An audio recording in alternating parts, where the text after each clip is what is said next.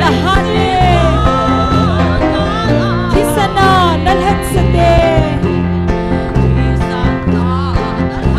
Nukbong inakape Leya nanen layang Nalukbot na kalpare Bel mati ahong nayen Nagamtaw dal tetsu Van lâu pi eden hanom su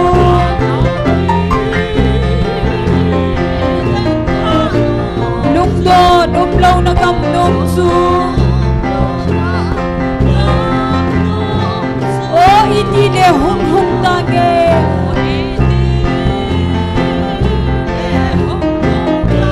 Natun son lel na gamyam nom hoy tatsu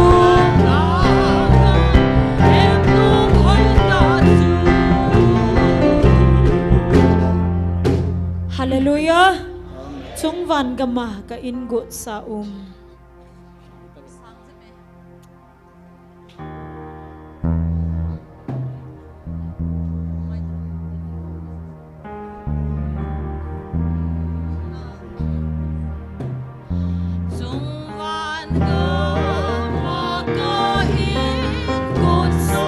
Anang ay tutin pakait sita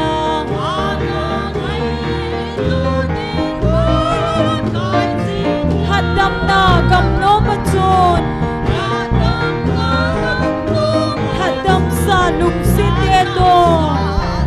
Loy homa va choy lasa singdingin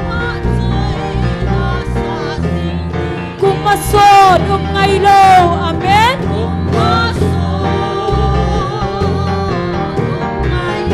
Kipana gamatsun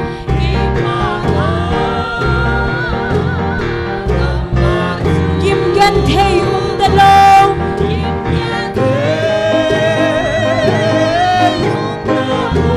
Sumunatsun khatve itending hallelujah Kay dingin handang puhong kita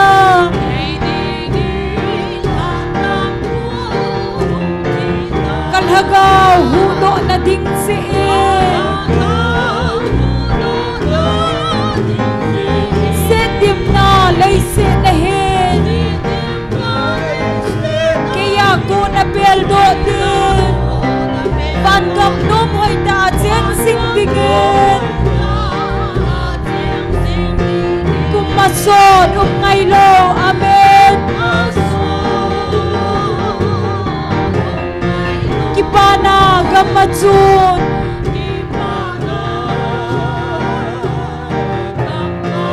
Gimgan thay umdalaw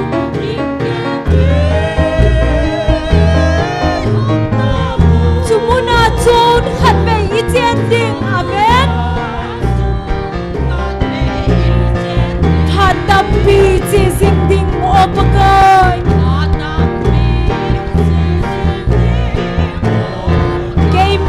Nay phok singe tigahe Manglo helin pagay sin Iten khom na diu lima Vet nom vet da umlaw tsam na lenta Kumasod ngaylo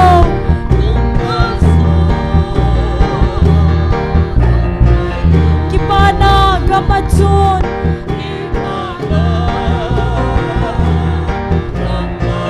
Gimgen thay umdalaw amen Sumunatsun khatve itending Sungam nom sa nakupiyatsun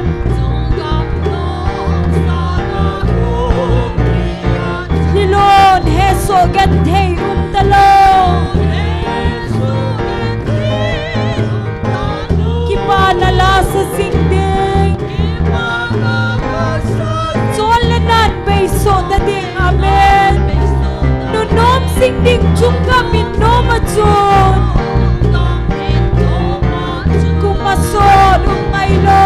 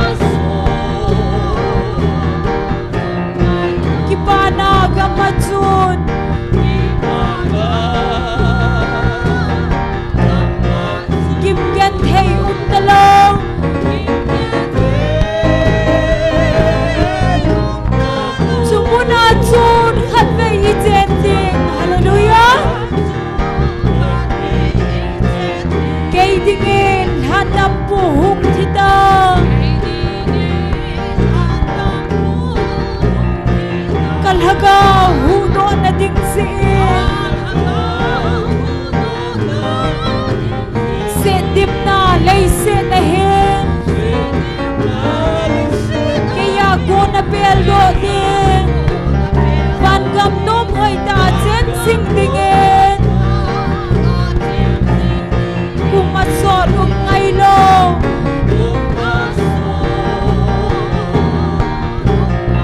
kipana gamatsun amen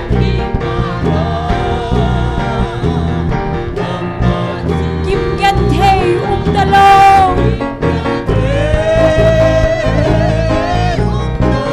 sumuna chun khat ve iten ding hallelujah phatam pi chi sing ding opakai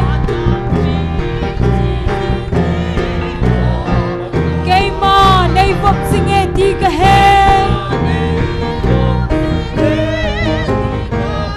banglo helin pakai se iten khom na diu lima vet nom vet da lo cham da leng da he kumasot ngai lo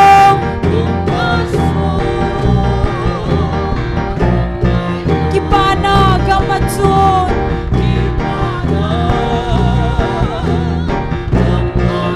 kimgen thei umdalo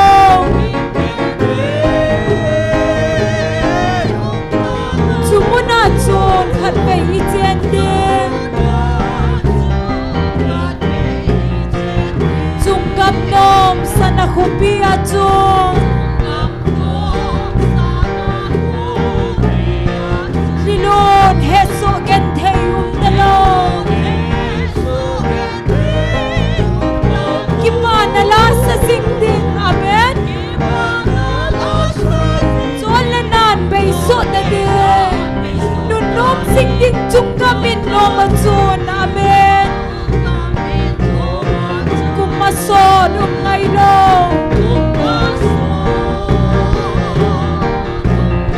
kipana gamatsun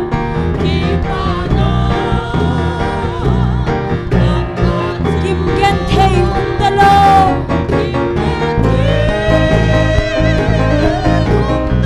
sumuna chun khat ve iten ding chungam nom sana khopia chun Lilon heso gen thei umdalo amen kipana la sa sing ding cholanan bei so ta ding a he nun nom sing ding chunga min nom chun hallelujah kumasot ngai lo amen kipana gamatsun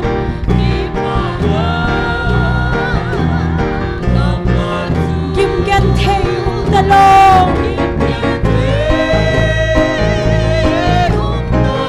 sumuna chun khat ve iten ding hallelujah phatam pi chi sing ding opakai keima nei vop singe ti ka he amen manglo helin pakai se iten khom na diu lima vet nom vet da lo cham na leng da amen kumasot ngai lo hallelujah kipana gamatsun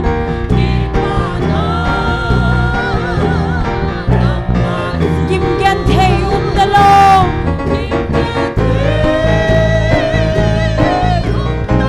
sumuna chun khat ve iten ding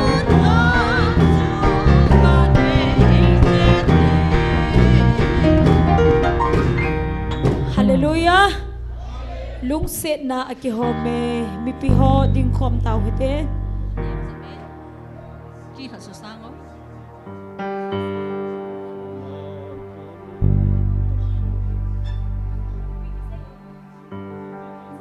Niêm giật lại.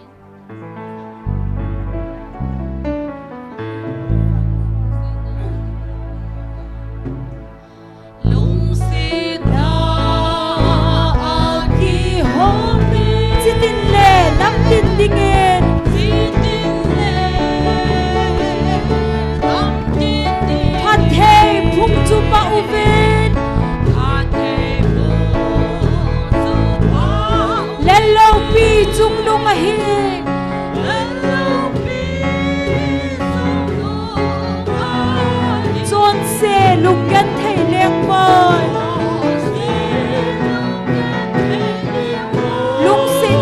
gam nom zangon Thì san thiên ta ai thật xa luôn à hết ở đây dâu sẽ hung về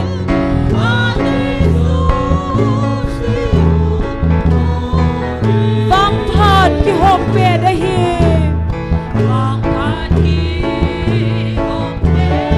Ludovic cầm nó mà chôn amen na chôn sẽ dâu sẽ bố về ngay đã mình đề lùng sẽ đề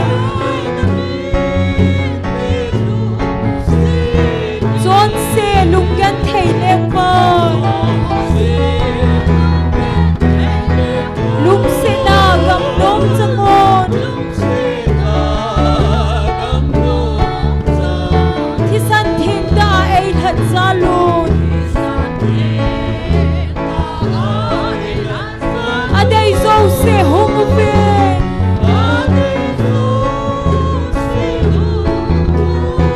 tiệm na gầm chẳng dia gột sa Sophie gầm mong kim đàn lờ câu nó ô chung ai singin kanan magay chua hin John se lung kết thầy nèng vợ lung se na gầm nôm cho ngôn thì sân thiên ta ấy thật xa luôn ở đây dâu sẽ hung về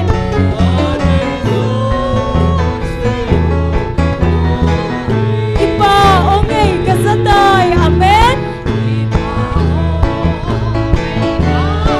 và lâu vì các mục hà đi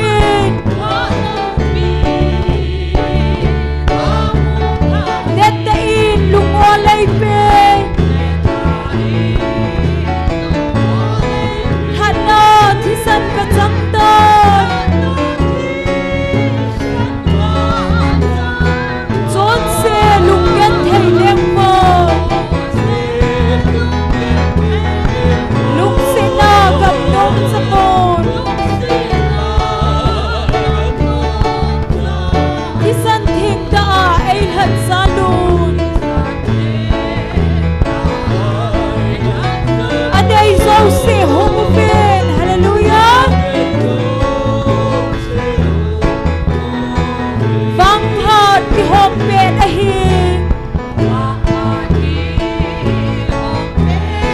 Ludovic gặp nó mà chôn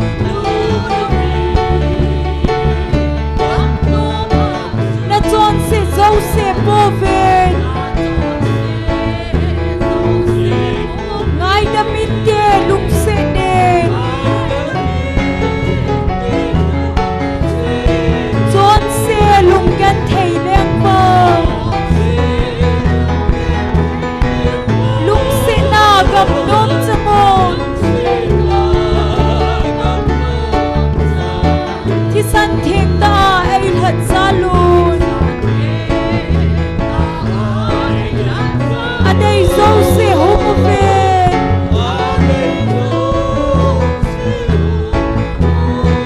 tiệm na gầm chẳng dia gột sa Sophie gầm mong kim đàn lờ câu nó ô chung ai singin kanan magay chua hin John se lung kết thầy nèng mơ lung se na gầm nôm cho ngôn thì san thiên ta ấy thật xa luôn ở đây dâu sẽ hung về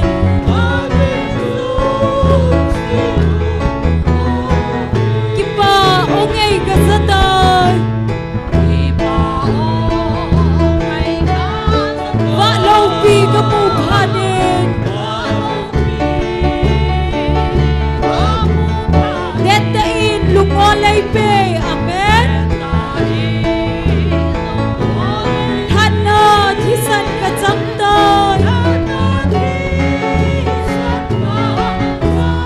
chon se lungyan thei lek po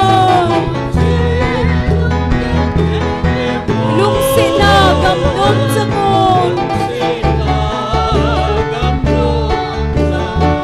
thisan thin ta ai hat salon adei zo se hong ve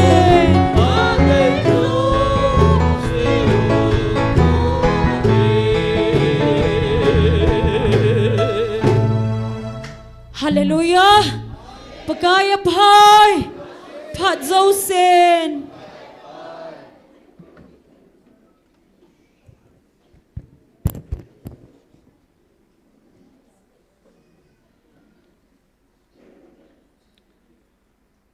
online ahong pahoyan lang amuna hong nulepa ulanaw ti hozo se bon savin Zinka phai mu sau hat chunung pathen thangwa nei pive pathen ei lung se zalven tu ni zong lagau mei ti khom dinga nam pia dinga tau thei dinga hin khodam na te hoi pi he ke dangin pathena pha in pathen thangwa na vel ni pi vine he tu ni ke man chan na diu chom chan phung do ma sange taunalam kai pan pe deu hi reverend say boy hung hi dinga hin pathen wa choila sadinga hi akhat na hi nu kim nei hingle nu kim boy hung heding a hin ni na hi nu wawa pathin wa chaila sading amo chengon tu sanam din pakai min ke savne he program ngai lu ti bukim lo ho hu hing na kem hi aka he channa hung heding a hita in hi amun es komunum tuibong sisipul chilai mun hung heding a hin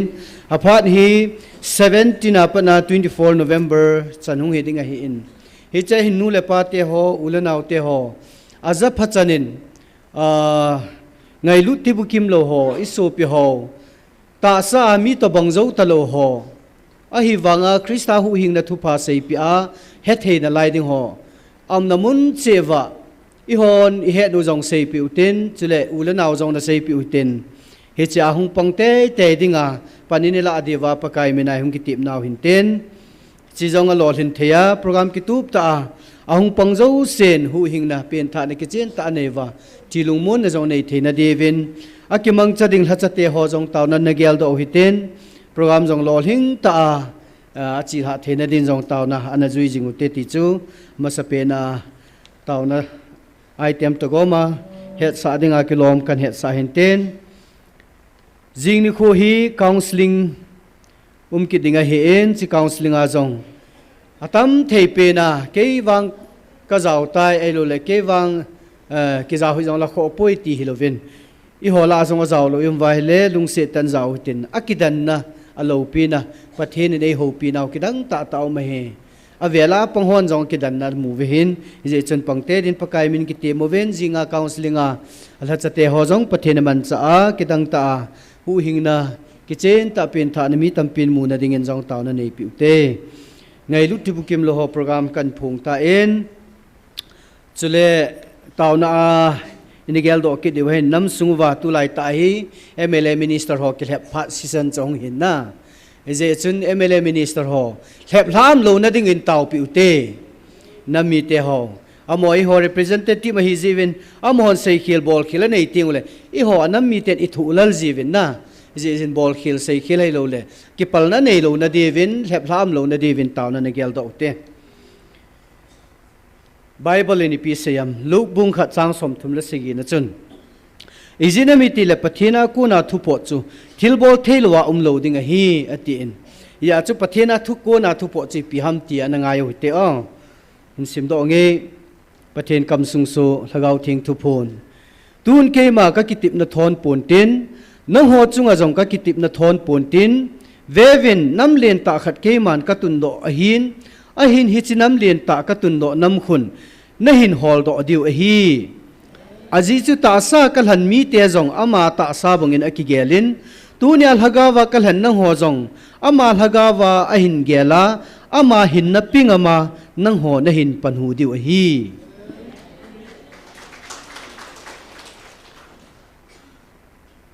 ata san ho dia keman nanam piwa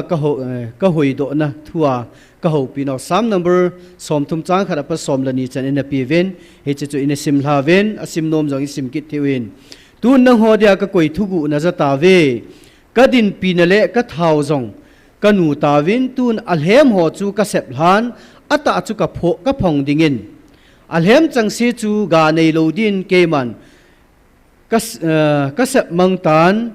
tun ata abo chu tu ni nang ho ka do khanga to ho ka cha te ho hin hi ve a hin tu ni na ki pa naw hi be pon tin atun so na ki pa na ke ya ko na hin na le hin tui thing chu hi tu ni nang ho na tu na cha khanga hi chi phat the na hi lungin tin hi chi chu na tu na cha vin na cha te vin a hin do no wa hi chi wa nui mi te sa nga chi na thip na het na hau na hi chi khel lam sa nga jong chu mel lam dang na mel hoi na jong ka pi be ding a hi pathen kam sung so athu theng sim do naw pathen phat thei bu pi han lang sema bong ven counseling a dinga taw na jong hin ten ngai lu ti bu kim lo ho program a dingai phun no ho chule nam sungai mele ho dinga taw na diu he chenga di chu ni bon chawin taw na neu tin taw chai na ke ma ma nei ki tange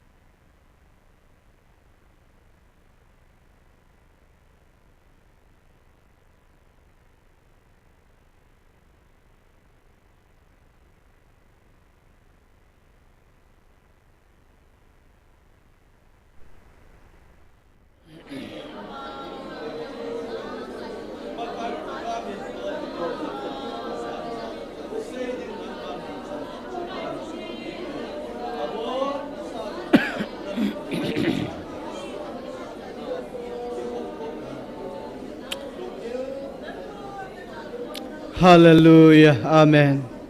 Kakipa uvepa. Nizagi le nisagi chan. Na cha te tang lo hela thagau mi mit lowa. Ti kong dia nei tupi ubanga. Tong zom thia nei koi zal no min theng ka thangwa vene he. O pakai tu ni ni kho akakiman sa na diu. Ka program ho hi in tao na ngai cha kan phone ho zo se. Adol cha pathe bu pi divin hat sunung pakai Jesu minin kong tao ve. Pathen wa choi la sadingin nu kim nei hingle nu kim boy phat ana pitaw te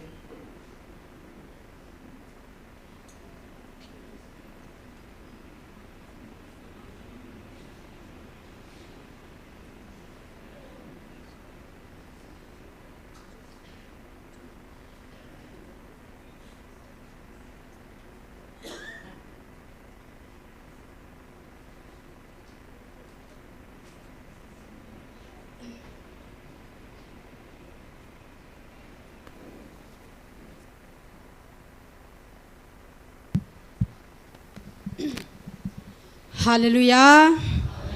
Amen. Pakai pathen thang vain hen. Ki ho nu te ding a hin ka bol thei pe nu khat vei vei le. Pakai mun thenga pakai wa choi la pakai lung thai na pen hi ki ham bol ta a. La sa them ka hi hon lo wangin ke ni jong ka ka le ding dinga. Pakai jin e ho pi na wa ka hung ding he ti chu ta san cha te in sung mi ho anga ka hin sei do hon hi hen lang phat man tam ta APA founder pu ka u chungin jong ki pa thu ka phongin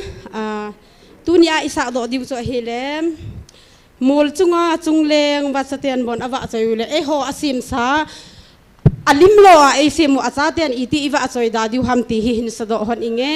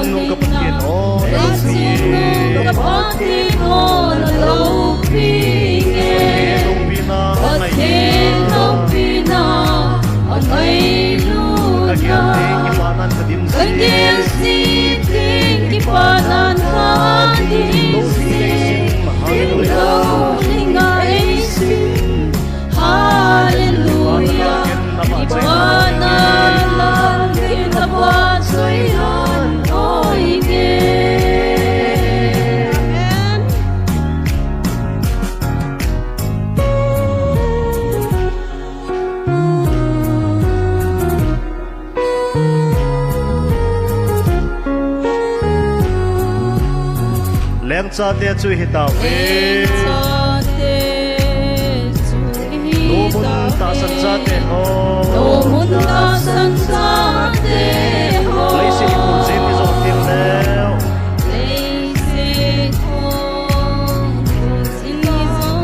Phật thiên lem gấp khúc bia ôi lem gấp khúc bia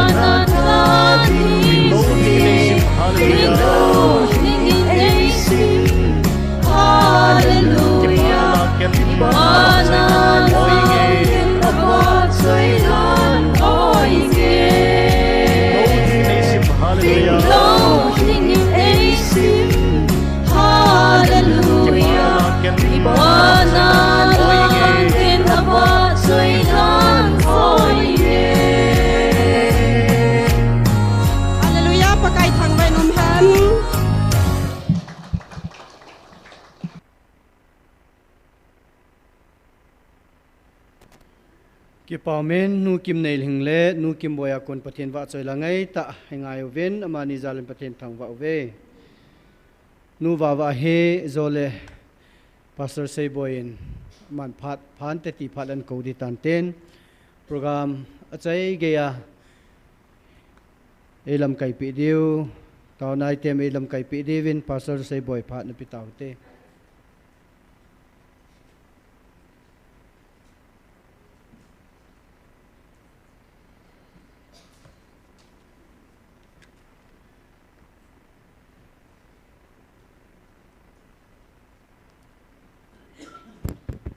Hallelujah. Hallelujah. Pau pathin phat phai piwa dam nai piwa tu na yong dam sele bit ke sa chlai mun pathin ang thing sunga kimu to theina pathin wa choi theina chuting le taw khom theiringa pathinin dama hen puilo ji ven hat chung I pau pathin I thangwa win hi Hong kal suang ho zo si ahin chuting le online na ho ahin hui lai lai he zong le tu ni ai kho pom pi ho zo siu ipakai su Krista zalin ngai lu salam kan bolove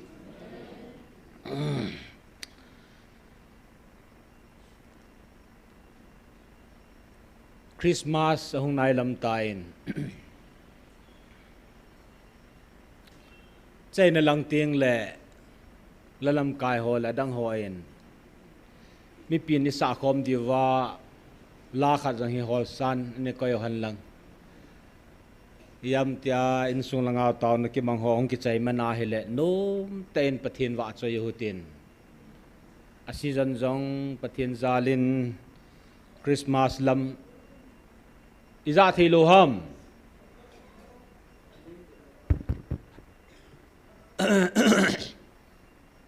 Hello nung langa ho acha ki pa me complain nan bol ji lo le kyo hen ka het ji lo Christmas ung nai lam ta tol honin pathin wa choi na lungil ta wa choi thina pathinin dam na pha chuteng la mun ho ap ho pathin wa choi ding mong a hen iwa choi la ho chu atam zo hi pastor ne ki hi wanga sa dinga khatwe yong ka ni sei sa a hin hi chi hi aki sa wangin aki phazu pui ilunga ki mo wa choi tho ta bang a hi ti a asang je bai ni koi loi ai jong anum zin to he wa choi ding mong he tan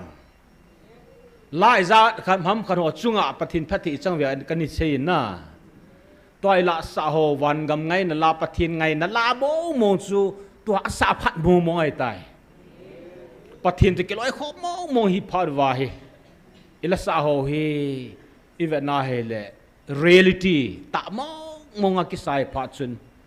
la ho hi avel vela sa yong hi lung thanu mo min kisu theng na thu in sei jing oven chilanga nulanga ani to ho jong mi pila jong le botor ho thildang dang ho hi dustbin ke koi ho hi po ting ole pi koi lu che ji devin ki ti movin chilaya ho ki hon jong jing ka si ni la si a hi thi na le su theng na chang le kan no theng ji wa mai lam ho ipiha na la ho chan ge ya hi hung ki theng jing a hin chilai thing sela pathini wa choi diu ipo ting u zong le inen hel ho midang bolo ipika mo wai koi pa ji di hi phat masa Friday masa in the attributes of God pathin chu itabang mong ham ti chu hal cha in sejevin itam se vai le su mil ziding zeusen hung ki sel ho ma hung ki sei a hin pathini za ni pathin a hi na pa hi group ni in sejevin amma ahina mo nga koi mata ki koplo pathin ahina midang to a share thelo ama bo sen satan jong wan til jong mi hon jong thil sim zo sen jong aman thelo pathin ama bo sen aman the ti ho quality ho ni sejeven hi cho ho la asun hi chila hong ki phung ting le han man cha ji a he thim lo ho in a he thim lo wa nga I hon he thim ni do in se ho chu a tha ben tu ni gel ki no hitin hingjing pathian hat chung nung alpha omega ka hi ti pa hi hingjing pathian I ho pathian sui a hi Bible a kisini pa pathian sui a hi hizia chu mi tam pin he thim hi halang hi zong le hi chi pathian chu a hi ti pa hi Friday masa chu hel chat in sejovin ahong lohon zong ani tha ngai chun lang midang tam pin a confuse mana chu I ho confuse ichi lo di wa hi satan hong ki phung te ho in hi chalaya pathian hong ki phun ni ting la aman thelu thu cheng ho kema atheng ka hi ti ho chu satanon aman thelo hi a hi ti ho chu mundang phadang ting jong le mi ti hon an se ti nga hele chu ho chu ho da ita san na poi nu dinga ni seu chu in gel do di hin ten dunia hi tauna cham chang lut masang wa I ho jong pathin itabanga e tu no ham ti hi ivel gel do zina divin neu cha hel khadiga sei masanum ki noven athuma kai tabangin Israel te ki tundo ne dinga chu pathin aman cha ko hei ha langa namo to wai lena kan din do sa theo langa hon piniti wai mo Israel nam ki tundo ne pathin man cha ko hi tiu te Abraham na kêu to na di sai sa long aloi nu an sujamin langa pate hola pate nu te hon nam tundo din na pathin ani man sa chu ko hei mo hoya foundation hoya hom ha Abraham na pa me aviel velai ni seo hin hi chino le so hi ikipa jong le amuchang to ki pa thaute na pathinin Israel na men tundo ne dinga chu aman chapin ta chu Abraham a hi hoya Abraham chunga hoya chu man cha ham til Abraham ta san na ko na chu na ahen man cha hi pathinin ta san noi an man khom an met khom hi chu a foundation chu yang kun ham ti ai le Abraham ta san chu hi na Abraham hi Mosi ho chu on the process aban an tu man hi na ta san hong ki bul phuna chu na tong ki pen na foundation chu Abraham hi Abraham an ta san akon aban bana hong chi a pathinin an tu man hi na hiya chu tu sungai tu ponu yang chen se chu Abraham mi khat se ta sana ko na ban Israel nam ka tundo he ti so ale tu na I ho I ko he ti ki du tai vial ka her ke lo ji vial thum lang ka se hi ta ve ta I ho hi pathin I pi to e te ka vom ataw kho mo hi ha are silang hola ha nu te ho chalanga malanga hung to ho en save ha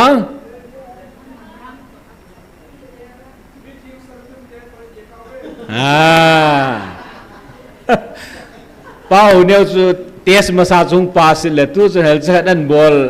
an tam bol jam ham na ki pau myo it's not inserting a pon sap te kun ipi do alwail hung lu thelo ti so na sermon on the mount na khu mi vai chu hon nu me ti so I vai cha lo le ki hol thelo banga chu I sei do lo le hung lu thelo chu pathin thu hi na sei di lo chu athu pi pen he pon kin kan sei ding pa do hung thu pi he I ho hi Abraham category mo chi ho hi ho zo se na Abraham dòng chú prior information kí pilu wa pathin ata sanja chú pathin an tu man manahi Abram banga tan tu man ho chu khat yong kan sei zamin na musi ho yang hui lai lai an tu man mana Mary jeng yang san man chula Mary yang chu na sunga wanu hui puping di hi tia chu Gabriel na ga sei chu na anup lawai la aman thelo chu ata san lawai la aman thelo hi Abram ju pathin na ga vilin ata san luwa nup lawai la pathin aman thelo hi ata sana man theni ringa chu ama chu ta sana anup la ngai hi ata sana anup ji a chu pathin an man pana foundation ang pang hi tu chunga lai thu ki pun jong hi bible la khat sa ni ki sei poi ipira ni ki sei lam tele pathin ka thim ga ho kam changa yang kani koi poi no khong vil ding heti hi Abraham ko ma dai renga sei tabang banga tu chunga jong i ho hi dai renga asia Bible anum ta ba masalo na ai wang itasan wa tu nya ni zagi le ni segi ta khom na tang lo amen wa ka la la le ilhasam kan itasan ginsa lukat zong le tu chan ge hung chi ji wa hi pathienin I ho chu Abraham mi khana ko na ban Israel nam ka tun do a hele na ho atta sani zo zala hi ipiringa na ho phathe bu lo ka ding hamati tu chung latest to por he na ni sim do mo mong ta ding ina 61 na chin sim ka te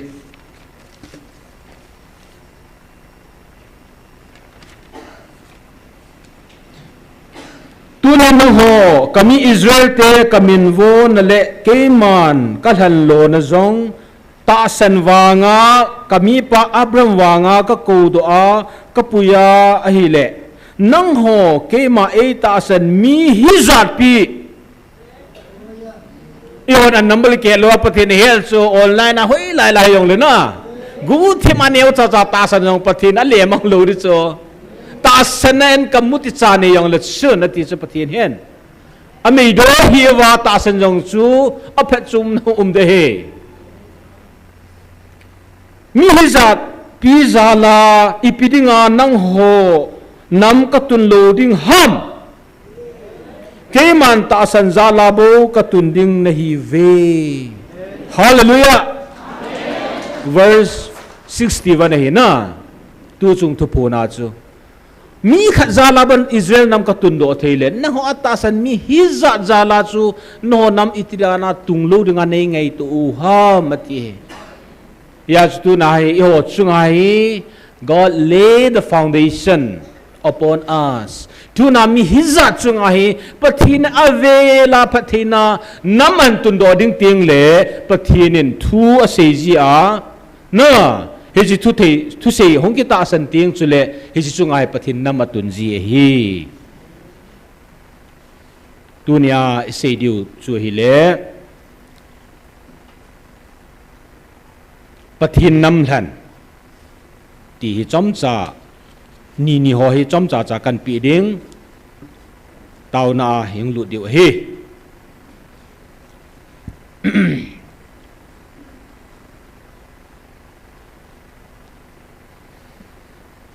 Verse 26 hi vet na hele hi chen pathin ayun kan satan pathin nam than hi niyo me kha chu Israel te hi chi chu Abraham ta sana ku na pathinin Israel naman tundo hin Israel naman tundo wang hen Israel mi te la hin za ni ke hom khanoven pathinin na an tundo acha pa Jesu Krista ta san namle ai lo ta san lo Israel te la ja hung ki khen khaw chu atasan ho tu chan gen pathin pathe boven ai la percentage avet dinga pathin plan chu amohin wanui pompi ai lo pompi wa Jesu Christa ta san na pathin agun chu a fail tawin a pasi phabe mo wang chu pathin na certain New Testament na an man chao chu heaven an second ni na chu ani na chu pathin nam than khat hom kitan hi chu ko ham tele i ho ku ki zu cha te hi pathin nam than ani na hoi kitawin tuhin atasan lo mitam pin atasan thepon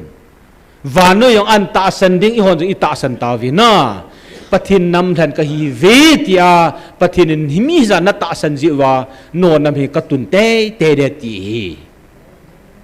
ama sa chu taasan khana ko na Israel dam hung do a tu na mi hi za za la pathin ihon nam than inam than chung na an to de tai iho chung jong zan ni hung thom khan kit nu vi na hi chu piam tia hele verse 26 is em tadinge aje chu amaho ta sa ka deilan kanam mi te ahiwin Israel te si o nang ho ngai lun na nang ho ngai lun na a ti a kalhan thagawa ka deilan nam ni ve ta sa kalhan ka sa te ho wang lam ka a zong ma mang thai thi na lai din mun ahi bo ve thagaw wa kalhan ka cha te wang tun so na dinga keiman kalhan ka cha te nehi ve hi che lei se ding se lu tun so na Israel te suma atha the i hoi tun so na keiman kalhan ka cha te nehi ta ve nam than ni omen i ho hi tun so na pathin cha te dang ei ki thang hi ve 33 in simbe kining kati tunin nang ho kipa oven aje chu ta sa kalhan kami te banga kapui ni hipovin ahin ama ho phathe na pa chu nang ho na chanu ahibu ve pathin Israel te adanga phathe na agun achan lo ho zo siu chang dinga kalhan hi ve aje chu ta sa kalhan mi te chun kema lungput asubulit the povin hila thagawa kalhan katsate kema lungput subulit dinga kalhan nehi ve Israel ten pathin lungput subulit the hi zong le i ho hai pathin lungput subulit dinga pathin ei thanu a hi pathin lungchang nei pa ka hi te ilungchang amu cho zo lang tel khon sim su se diu hi lungchang la jong koi lungchang chui tabang ham ti chu pathin na lungchang ve pa hen ilungchang wa a than a hi hiya chu i ho atasan pathinin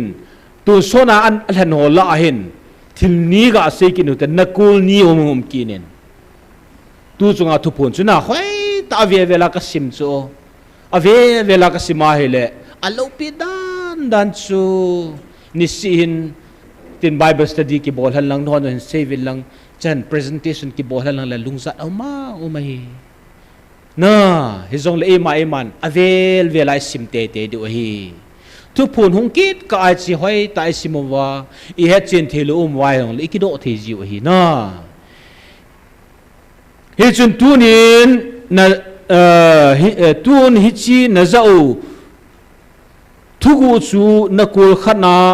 akivedan saadiu keman kade ahin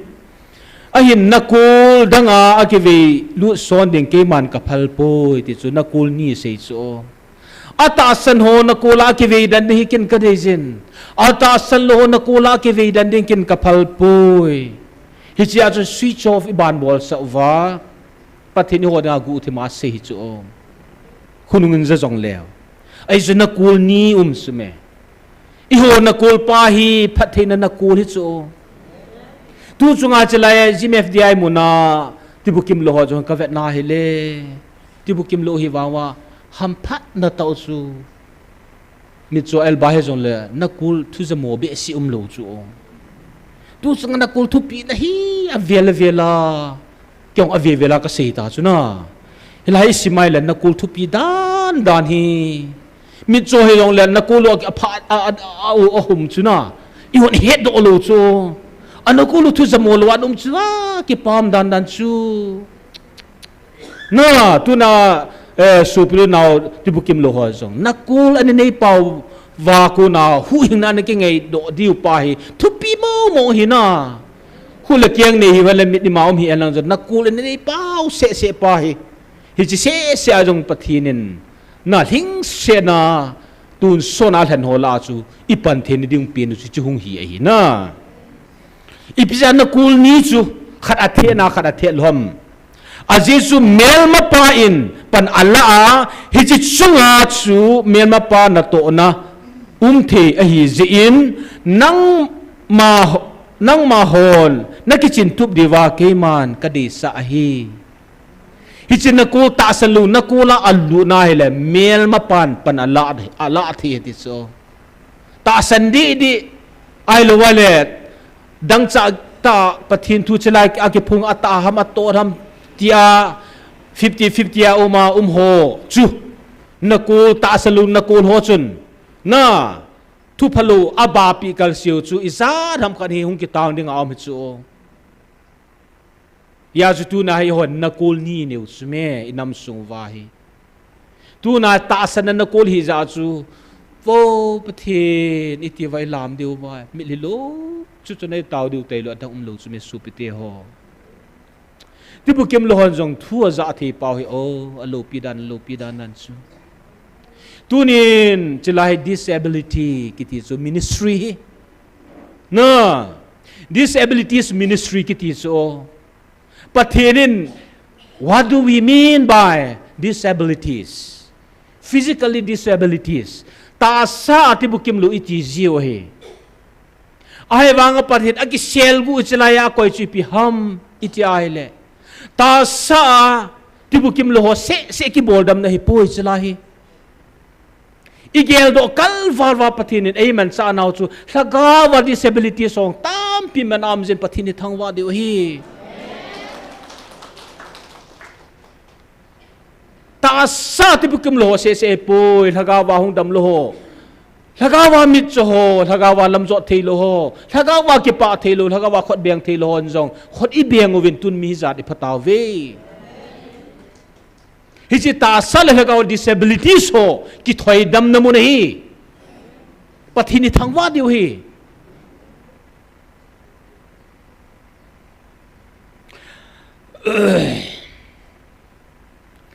ฮีเลฮิจินักกูลดีตานีอิโฮปฏินโอจะเทโฮอีกิสุนดิ่งเปลี่ยนเต้าสิพิฮัม verse 29 สินเวกินุตีเกมันนังโหฮีนังมาโหฮีนากิสูดิงากัลหันนำนหิปูเวนัมมีเตนหิปูเวกุยฮัมนักิสูนดิวตุเนียนักิสูนดิงงูอดังขัดซาอาปูนอาจุพิฮัมติเลหิงซิง praise the Lord หิงซิงกิติจู Bible สิมฮอนอาเฮดอาฮีเลยเสียจุงอ่ะมาจับปะทินเตลอาหิงซิงเลวฮีอีกิสูนนี่องป่าวอธิเทลูไปกิสูนอุโซอีกิสูนนะป่าวอาหิงซิงอาฮีสุมละไปอาฮิปุยเนลโกอาฮิปุยน่ะหิงซิง plus ฮัดจุงนุงอีตะบังอินแทบน้าหันหลังให้จงเล่ปะทินอาฮัดจุงนุงปาจูอาจูอีกิสูนเดียวฮิจะอาจูอาหารหัวไม่เห็นหัวฮีลำกาตุยกาเอสุถามที่ตาลูดิวฮีอีพิจินำเตเลอีกิโซนดิวอีเป้าเอาไว้จานนเป้านักโกลาตูน่าหิงโลนเป้าฮีหิงซิงอาหินทิตาโลดิงหินฮัดซุงนุงอาฮีนันสันนาดัมโลเวเสียดุมันลังกาลตุลุมันละอีพิมจงเลปะทีนินตาซาลทะกาวอเดสันอิทะกาวเป้าฮีสตานยอจูโดทิตาโลดิงอาฮีฮัดซุงนุงนับปฏินูติสนาปฏินิกิเสพลาจุนนานับปฏินูหุงกิบหุงปิวจุปฏินินนับปฏินูก็หุงติโจปฏิละอามาละมาให้นาอิโหป้าอาดิงาให้นาหุงปิวจุเมไม่กิลาดาไม่กิลาลูดานังทูเฮอาศัยใจตาจุปฏินินนับปฏินูเห็นโนอับบานให้หุงกิจสุกติวันที่เราสิจุงอาทะเนติโจวันที่เราสิจุงอาทะเนติเฮสุปเตโฮวันที่อีปีปีโจวันที่ล่ะถ้าเขาปวดก็เจ้าได้ฮะเจ้าหอมเจ้าหอม yes no me เจ้าเว้วันที่เราเสียติโจเอาบางพาร์ทกันเลยวันที่เฮอ in zo ting le apho se Seraphim le Michael ho se chunga thune vai hom ho hi savinite a head thu lo jiwa chu idi pathin in chalaya khu satana ben cha thei dham tia hi na a hap jing chu yo ho head chi ngai chu vantil zo si chunga thane ti chula ai chu vantil ki lo pa ya hong me la chula hi cha chi ki so ro he so pite ho ele vantil lo si pathin a control thi pa hi le ipi ki sa di hom pakai ke lamam le ipem ka gin di ti chula na ya chu iki soni ding pau chu vantil zo si chunga thane vantil zo si jong athua nunga ati cho athua nung hai nung lo hai to yong hi mi that vantil ho la mi sugam ding ho na phai la nga gan the nen an pe ding ten le vantil mai ka lo ki salal lo di chu ko ha ki salal ding chu vantil ki lo ho chu cho amen di bo chu athunu na ti cho iki soni ni pa ki che sana ila diu chu iki soni ding pau ni ki soni pau chu hing jing ha chu nu na vantil zo se ti chu chunga thane vantil ho zong zo se zong thunu na ti chu abanum kin lai chu iza kai simpa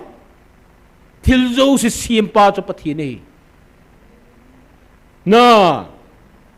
iza kai chunga thane all powerful the creator all powerful na thil zo se chunga thane alpha the beginning and omega achaina abul alle hat chung nung pathen tun sona eternity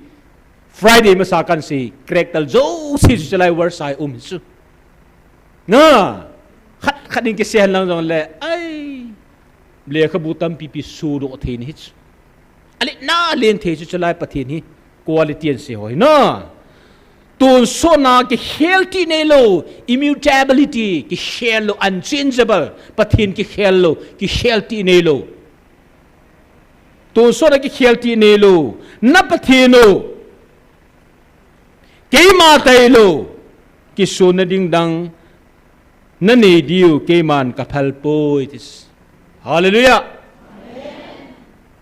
ke ma tai lo an ti ke cho hoi lai an su kha ha ke ma tai lo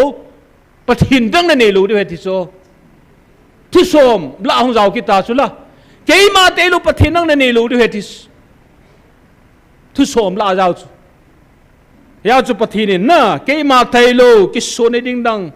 na ne diu kin ka phal pu ti so ki so na ding khat sa yong na ne pu ve ti pathin ki so ni dang yong khat sai pi lo mi dang nga ki so ni nga e de lo chu na aspi thieng sela hetawa iki suni ro api thieng sela iki hi cha ki suni a chu pathini di so hi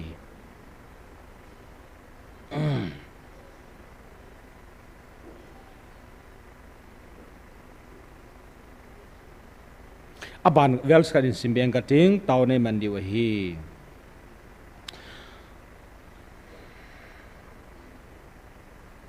verse ni ham ka chaina lai bu chu ka ti July page number li sung hi kan bol hin July verse se ang su iphanu ki chai do ai tai na pathin thu thu pi mong a hin verse 66 lang hui vat ki na he le hin khat bin sim do ta ding e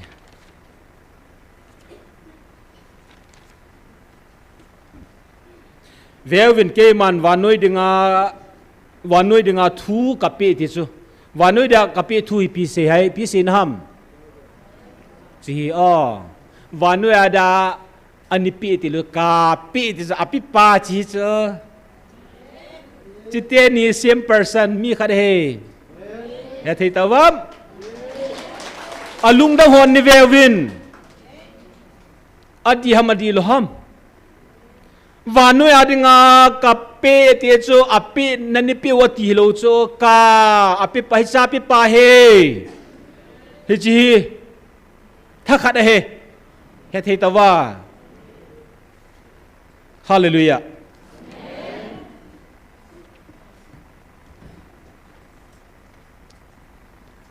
Hijite ni su ma thelo ye wa hung thelo hin na. Ai wa nga kum thumu lin tieng la ti khuna as. Leng che jang jung jieng de he. Ta san lu na kul ni ho wang chen I ba kilo dam na. Mi ching jam ho hi athip gam tai na. Kala khale ni cho mo e wel thu hin na. Thu pi la pi yong hi be se pun chlai min pha kham jong ka gel hi be jing. Lung sit ta khutum ta hi. Tunin ani lung lut khaluhon jong online ni vet wa offline ni vet wa jong le. Hichilaya thuki pung pa hi ani ki tim hol hol vo hichile bible akikal na hoya amham. Assures ta khat hi bible la kisay pa ma chun tu sunga inamo hung vil hi. Aku masih di ngazong kumtum an inailam tawi. Tuni chan alung tayum di ham. Tuna na taasan hoy ham pawi. Verse kanin sim kati. Leng zong chu atung umaahin. Nam zong chu alhan umaahin. Nam zo si patin simhin. Ahi wanga leng jong atung umahin nam jong chu atung umahi kalhat sale thiam gau dang ho jong chu amang cha umahi thiliza kai chu hat chung nung napathinu keima kahi tis leng ho hin tung jong nam hin tung jong thiam gau hin mang cha jong ke kahi ti he keima khat kahin thiliza kai alhang to le amang cha le agong tu zong keima kahibu ve dunia hichi bible pathin tu etia hin sei them ga ho alheng do la tung jong chu ke kahi pathin ati he ong hichahin tu chunga verse 32 na chuni simute online ay adang dang alung dang hon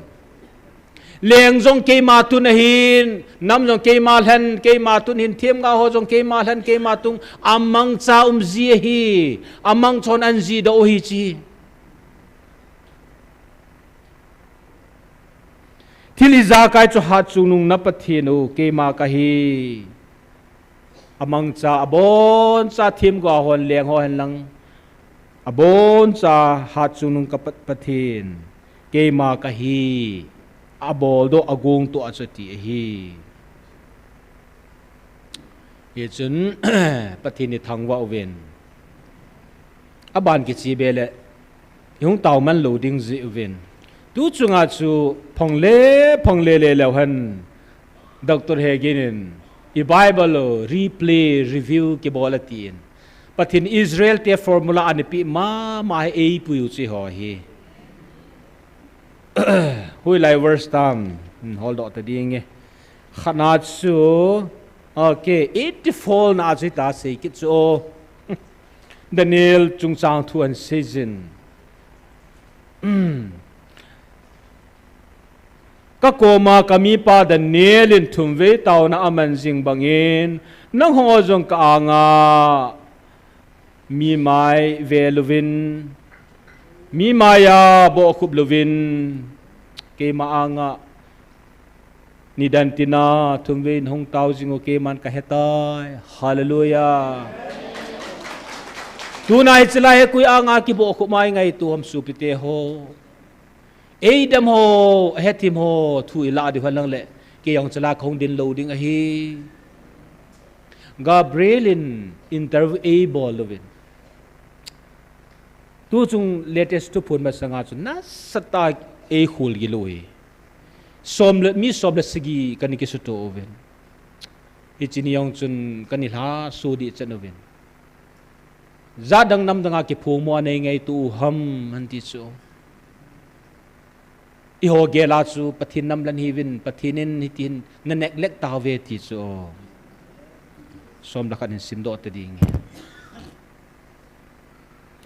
nang ho ka a thil su chin le sudam masalovin keiman กัน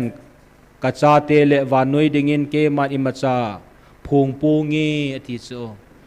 ฮิจิทุปุนมัสเลเตสอาหงมัสงายจิลาฮีปุงกาลอิจานทำขันฮีกาเบรียลลินอากูคมอัฐจักรสิทุโรเอนิวทุองจะเสียทีลุทิพสาจีเวนิติโซก็โลให้กุยหงดีบ้าหงเปียงโซยจะอินทุโรจิวตาโซอินทุโรจิวก็ลุงสุวาก็กิโคลวาก็ตาวดิวโซอเดหิดิงดานอินทิพสาจีดักตัวเฮกินจุนอัตาวเวเลขจีโรดากังันเซกัลจัปูตุนอัตาวเวอัตาวนุจังวันเซกิจุกเตเฮ้ยก็ได้นุ่งจีดิงมาละมาจีดิงมาละนาลุงเกลหอยโลกิเกลกัลเซอินโพเลดิงอาคุมจุกเตไปนูยาจูกาเบรียลอัฟวิลกิตโฮนาเมรีนิวิลาคุยฮอนิวิลฮอวันติลนิวิลฮอทุกิเซดูจุงไอมูกิดังโมโมเฮอิจาติโฮวินอันซิมดิวพัฒนอันซิมดิวอิโฮนักกูลโมมงอาซาฮิลายโอโมมงอาฟิสิกาลีอาหุงมูโฮซูอิสราเอลเตเซจุสอมเลนิกิลฮันนาอควอลิฟิเคชันอุจิจิฮิบาวจูจุดาอิสกรอดอามาลัมซุงโลวินเปมังอนอมตานอักเฮลเมทายาสกิลฮันดิงอาจูมีเซจโซนาโฮควอลิฟายกิบอลตะโลอามิตาอามูอันนัตอาซายิสุตกิลอยโคมาน่ามีเฮเซคอลเลกชันบอลโฮลูปิโซอามิตาโฮลาซูเมทายาซุงกิลแห่งดอสตูน่าอิโฮอามิตาอินักโกลตาอิซาเวไลตาโงเฮอิซาเตตูเตวิน่าเมียลหอยนิซัดเนวและลอดนิซัดเนวและอัมมัวตเตริงอิโฮอาฮีปะทินกาเบรียลโฮตกิลอยโคมฮิวโซฮิจิอดัมหัวคนอันเกลคิดเดียวน่าซาดิวน่าเฮ้ยโอ้ละคิดป้าวาลวาลนูมวาลวาลกำมังก็ฮิสายสนูมเบสเซียนี่สักอาจีไปฮิลังไงป้าขดไว้ป้าสูขัดยงดิงโออามินยงกิดองก็ลุขัดใจนับพงด้วยเบลวินvery good ขดเบปิวเต้กัตเต้กิคันเลใจโดนคอมดูเฮอาจารย์กิปามมองเฮอีมาเรียกังติลาเป็นกัมมุยยังโจนะปฏินิทังว่าวินาขดไว้ทินไว้ตัววงลัดเสทีมลาสอลามทีลามวิลังจิลายให้พี่ให้บอลดิวดักมัดสามนี่พี่นี่ยินฮะมอสุมละปาหิตาอีปีฮามีจะไล่อีกยังไงลุยกิปาลุเลยอีตากิปายังไงกิเขียนฮะมอป้านี่ลุเลยพี่เอาไว้ไล่กินวิตาฮะมอก็เลยฮิจะไล่ปุ่งกาลนี่คิวใหญ่น่าพาจังว่าเกะขัดเฮยมังกิติกุตานุ่งเฮดเอาเวนสมเลยขนาดนุ่งก้อยดิวฮะมเลยนุบดันชนะฮิจินียสูนังโฮสุจินเลสุดัมมัสโลเวนเกมันกัลเห็นกัซาเตเลวานุยาดิงอิมซาพุงงีติโซอีโหดิงเซเลวานุยนั่นเวดดิงอายุกันดักปานันเซโซถ้าก้าวว่าตาสนิกิบาปีแต่อมอนิงฮอลโดทอดิวนั่นไลอากิพุงไปตัวไอโหดิงเฮวานุยันโซริโซปะทีนันอวิลน้ำจูวานุยหุกิจูดิงเฮตาสนายดินคอมปีโฮจูอาตาสตบังอาทักเอาตบมันเกลดูเฮติจูฮิจันกีฮัมพัดในปีดิ่งพาร์วายกิโอเฮลายตูโฮซีเซจูเอสูจินก็สูจินมาสัตนาก็สูดัมมาสัตลูเละอติจูกุงเอ็นเนดิ่งกุงจูบูนัทุดิ่งเตลสอบกิสอบมาสาจูน่าอาท้องกิจงแล้วนั่นสอบลัวกิมังลูจูสอบเทียงไงจูปะทินอันบูหาดิงพานักกิโฮซีจูเอสูเทียงจูสุดมาเสลสุดเทียงมาสลวินก็ถ้าจะเตะโกมากิพุงเอติโซจิลายาคูฮาจุงนุงปะทินอาเซเจติจูปะทินกาเบรียลจันเซซ่าหินะอาเจจูตุนินนังโฮมีมลุงเกลานักกีบุยนโฮตุ tu laya si si di pi ho na ho ming lung thim jing azong nang ho kiya ko na ta san na hi chi thilpi na chanu atom zo thilpi chang ka hi na ki san na zong mihim lungge la hi chi hi a hi mong na dem wow a hi mong na dem ti lung put lung gel nei na umove ti so som la sigi la chu give phai ta changai chi pathina kon mo hin dem ti gel jang no umove ti so chi pa na ke hong khong aw za uta chu adang dang ki su sim le na za dang nam danga ki phong thei lo wa nei ngai tu ham man ti so pakai ki phu hi ben ka tiu so na ya chu sei ding ayo yong ki gong ai wang ki tim tip sawin pau sa hiveran ti ket ban banan se chom lama se ding na doctor hegin taw na thu chang an phong ro ki te kre pu ps til api pa hu ama chan ding atawian ti ket kre doctor hegin ro chani ki lo se tan ni dan su chilai ai u main asi hilo pathin hu hi phana chu ipi phathi ne chu ka chandam ji chu ko ma velu na ke le pasal thang ne oi zat ve gu thi ma taw ki sei do lo he ki go he pasor so lo he imnis thin ma ho lo ko taw lo kyum lo bong cho a he no doctor he gin chung taw lan pun do ta cho amma dyang ka kai pi na ti na ka sei nom ji thil dang he lo he lai ke phung pa ilung thima taw na thachang gian sei do ki son om dan jam ki jam thilo na ki jam le kala chapu ke chula 1 week ahead na chu pathini thawai nu na kala chapu jam de tai chu e su mo ki bang chu taw no kan sei do ji tan bol le ji na samong mong hin ka sei nom chu Gabriel to pathin lagaw to ki loi khom nam ki ti chu o pathin num be se jing hina se lo di taw man lo diu hin pathini thang wa wen toy taw na diu hi thil ni ai taw diu hi pathini thang wa diu na kul thu ai holim hi ja chu na ta san lo na kul na in sunga the na khu sunga the na relative na so pin na sangam sunga the cho ho adanga chu milhilo lewai taw di paka hichin na khang pha na kol pha nei pgt wa pathini thangwa dius na isten ni ding sia chu taw dius he thei vai ibon chanding hotin pathini na kol pha e pg wa pathini thangwa diu na kol ta salu na kol na ne kha mi dang general ai ta poi na het mi na khosung mi na sopi na sangam khale itaw pi diu he achai na hi pasur ngam lunin i ho ke thi taw chan hin nei pi win ten i taw chai tiang le nu wa pathin wa choi la sadinga hong pai ding hi i bon chawin hi cha ding chun taw te hallelujah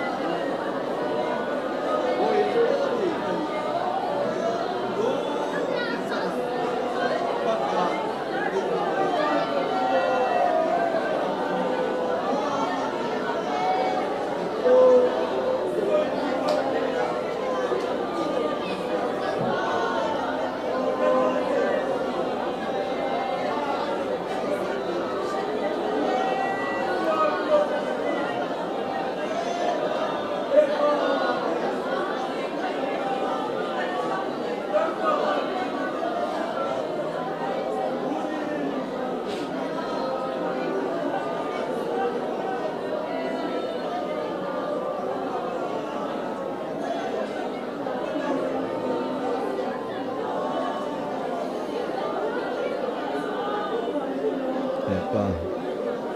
namin lo pi thang wa in jing pa a ke pa lo ba hi ta bang mi ko lo pi nei pi nau ke hello nam pum pi nang ma phat thei chan na dinga nei thu pi na ho pakai tu ni chan ya ke til kho tu the na nei pi wa mi mal hin khu a ha sam na le boi pi ding tam pi zong le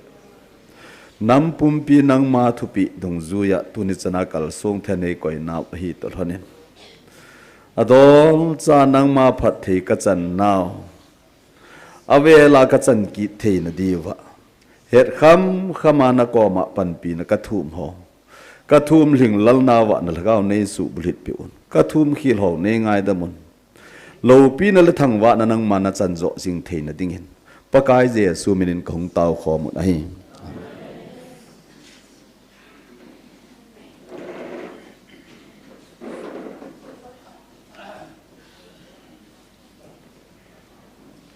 nu wa in pathin wa choi line san tin ading thei thei na ai to naw yang so je in ama sa sunga ke pa in din khom piu tin pathin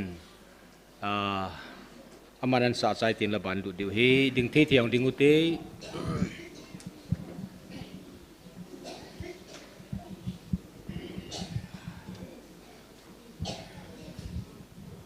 hello pathin wa choi la ta sa kanam Israel hagaw wa ka than nang ho ti chu ka hin sa ding hi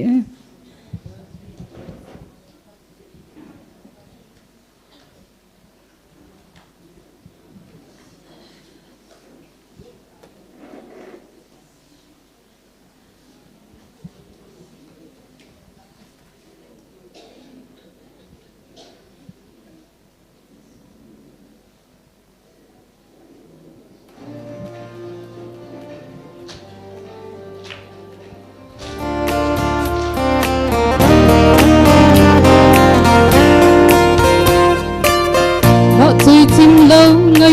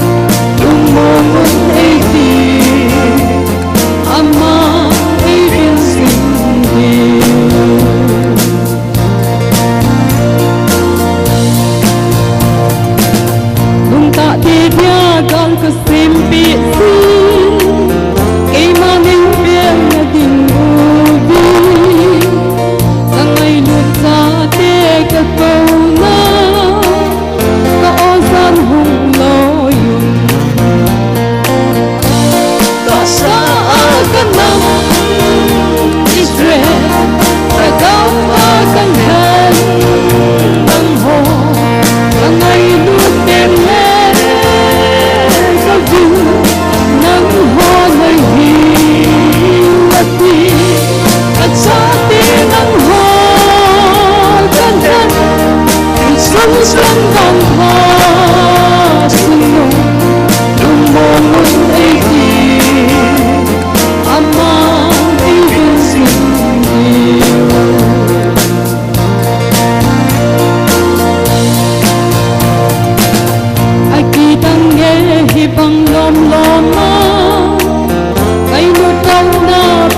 cho kênh Ghiền Mì Gõ để không bỏ lỡ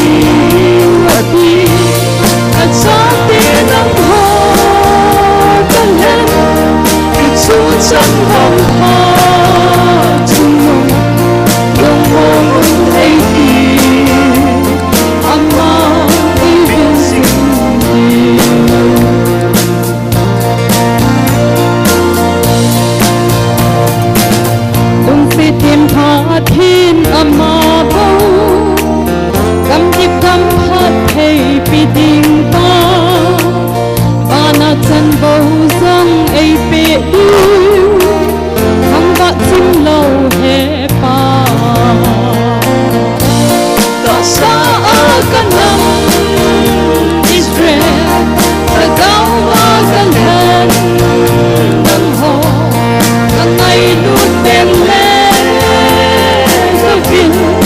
nang ho na hi ti ta cha te nang ho tan tan sung san hong ho sung mo dung mo un nei ti ama ti bin sin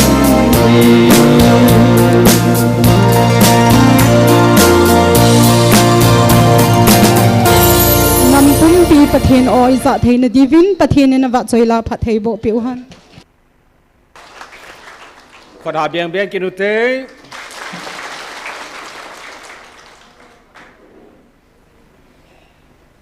Psalm number 1 sung hin sim ta ding e Psalm number 1 chang khat cha ni chang thum migilo te thuma banga chon luwa mi chon site lam la jong ding le lo mi zon tai nom ho jong tu khom pi lo mi chu min no ma he hi tabong mi hin pakai dan thu zinga bo ki pa na nei zin pakai dan thu chu su le zanen agel gel zi e amma hi lui panga thing phung ki phut tabang a hin aphat phat cha hunga zi thing phung tabang a hi hi tabang thing phung hi adu zong agop zi pon hi tong mi jong chu ato na lam lama akhang tu ve pathin ni hoi usia de pathi bu hen tu lai thumap tam pium tan koi thumap ham na la na za chum chuma kisi za chum chuma thu ki ma cho ani na gel no mo cho hui la lam than hi ham mi ta hong khun se vai le ho e ko nau chu na hilang alam tha no ki su loi tai tiu so kyong hi hui lang alam tha ha me tiu hi he thim non na kong masanga pen la hi pathin ga ka su ni ding buwa nei ko yin ka tia ka ni tau hi kum izan ham ka dai tai hi chlai masanga hin mun tampi offer o me pastoral ministry ading azong lin ta offer ong o me ai lo wa hi le NGO to ki thona ding azong tu hong hung na lai offer hung na lai ai lo wa hi le secure langa kain kom cha head of department hung puntia hung senior ume kalung ka so lai le cham chat bo ki pa jin aban kamu momong lo tu chunga Gabriel in appoint a bola chu kan phal ha ti chu temptation oi lang lang offer so jing ha tu hai chi ka pu la le na thak au thoi vet le chi kal ha ki pa ding talu le si chunga ta sa thoi vet na hele kum tam pi pastor na hong ki to zo wa master hong ki bol pi sing ki bo kum som vel lut so kum som vel le khaung ki sim hoi lang khana hoi la ki heng lut terem ta offer so ji principal ade jong munni mun thum lang me lung lut ji tha nom ji ka so pi ilanga ho khon angol tai tiwe ke ilanga ka din wanga hi thian lang ai lang wa tung ke tu dan ke ngai thole kalunga men ta sa thwai ve nai le chun iji chana to min ji chani ti le kapanan sim chain hoi lai phem phan an tongin tiang gil kil ta nga ke hilanga kong lai mang chu thagau thwa ji ki pa the na ta sa thwai ve nai le chun struggle challenging sang ma hinna helan hon nen ko na lo ko no wen nom na saven ke khulanga ko mai bu na kai na hoi lam ke hel loi tai khulanga ka chirai la ka chiram ta he hilanga hon no ngai cha khula hon in ko na ki khana zu kiom hin physically settle thelu lai very challenging hina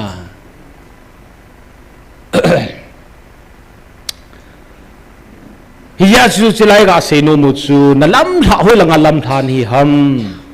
na hi la lam thau hi mi tam pi nei nui sat ve tao mi dang te hoi langa lam tha kanileya lam tha ai lo wala ja nai venus punasis nal ka sa chu na chom chang se ha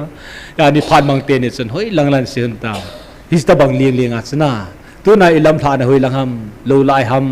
kham na thei na lai ham ai lo hoi lang lam tha na him na lam tha na chu ki hel lo lai pathin hung vil nong wa so na kai mai mai na si mang bang chu na si jing na lai ham pathin kum ni walin vil nong wa jong na si ma chu na si na lai ham yum so ta lo ham na ichi no ichi so ta lo ham hoi lang lam tha ni ham su pi te ho ilam tha na ki khul chinu te na tu khom pi ko ham koi to tu khom ni ham na tu la hi dance group ho lo yong hi mi ka gavil zivin pha acha hong kilap thei ji ta lo I tu khom le I pi ke se ni so ham no val chom khat tu wa ding a ki ti yong le hi thei lo I tu khom thu ji hi chalai tai lo dang se ding bil cho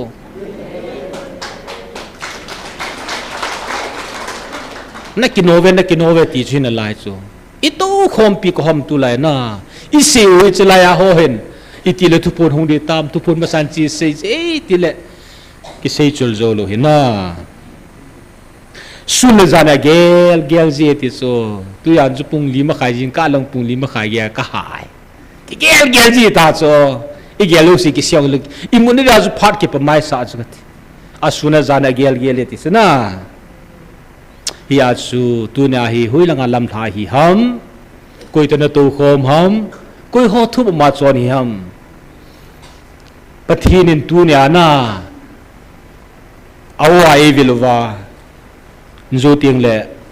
in se be di hin hi cha bolin bol hin ti hong tam pi si na hi chi thu ma chi chon no hi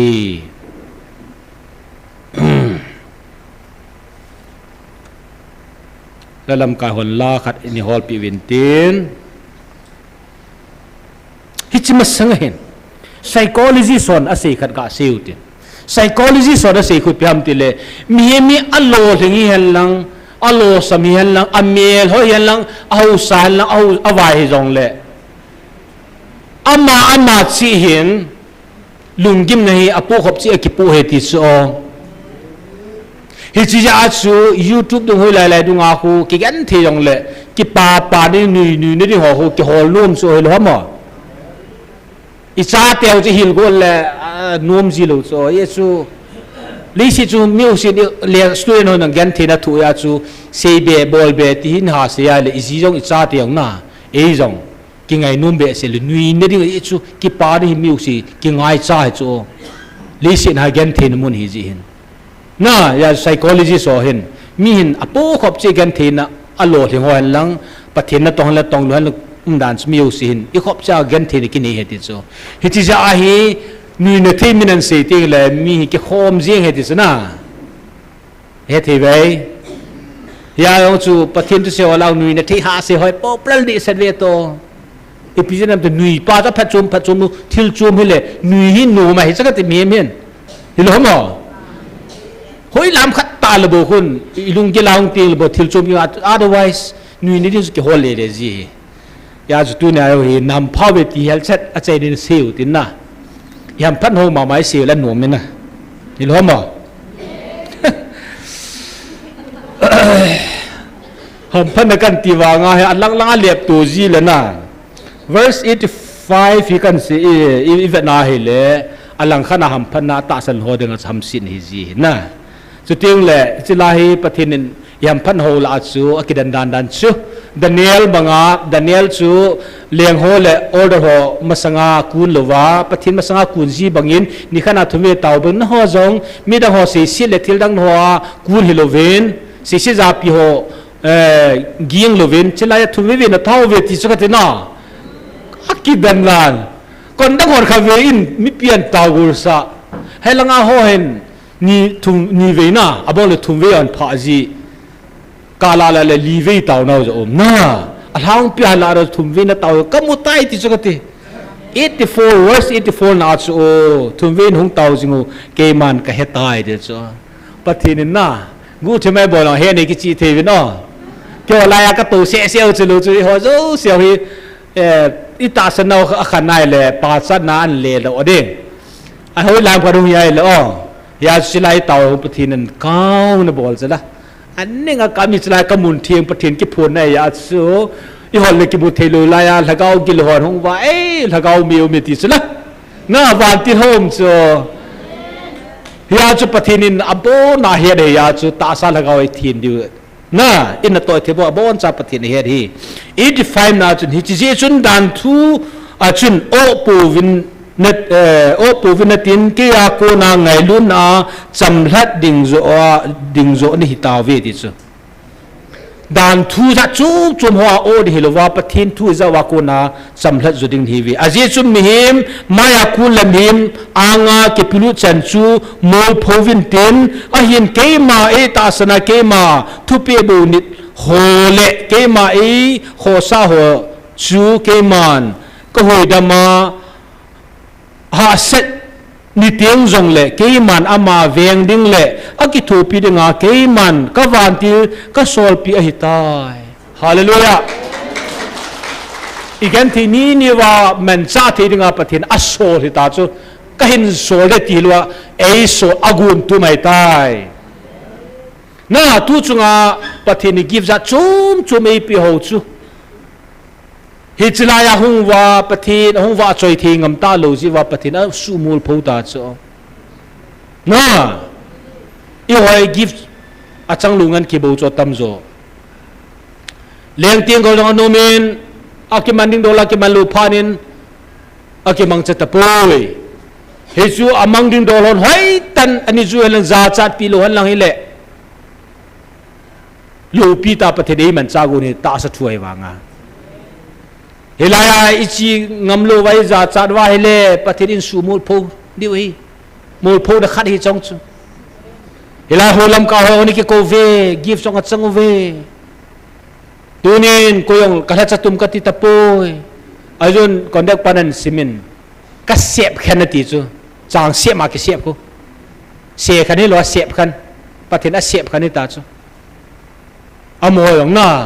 toy hung chi na lai dis pathin chelaya give na pe na ko na za lo wai le amul phoding ani hus hi chai amul pho i ma chai lo chu van ga ma vo ma nun ki ju ya dam na num lu ju ga gel tong vo ti za nu mo mong he i ho da chi pre rapture ta bang chu rapture ma sa ta bang chu me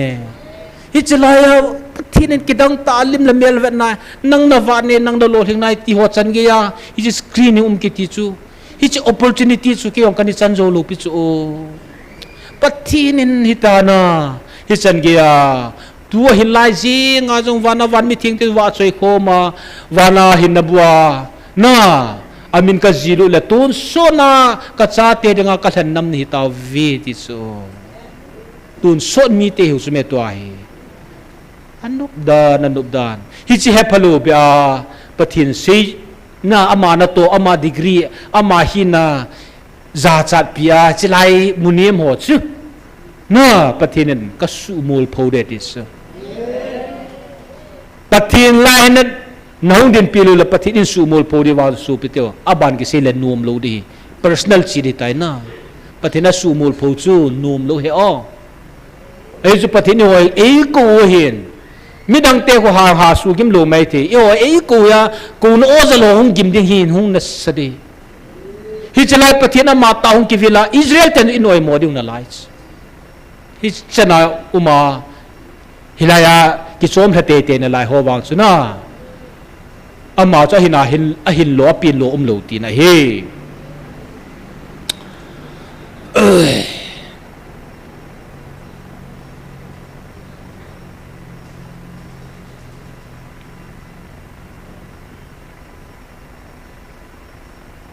aban su sim jat ta ding ei iti na hinna yam phan ho la khan sim kan ka te a hin tunin laki pa naw hi be pon tin tun so na ki pa na kia cô na hin na le hin tui thieng chúa hi hin tui thieng na tu nên na ho na tu na cha teo khanga hi chi phat the ni lungin tin hi chi chu na tu na cha te ven a hin don dingu wa hi chi wa ni mi te sanga pi hai wa ni mi te sanga hin tu an don du chi pi pai mo chi na lấy xe chunga chi na khala hoya ingai chatum tadham Solomon vanuli sina ching pen pa Bible record a koi pen pa na thum chu chi na hi dunia vanui mi te sanga chi na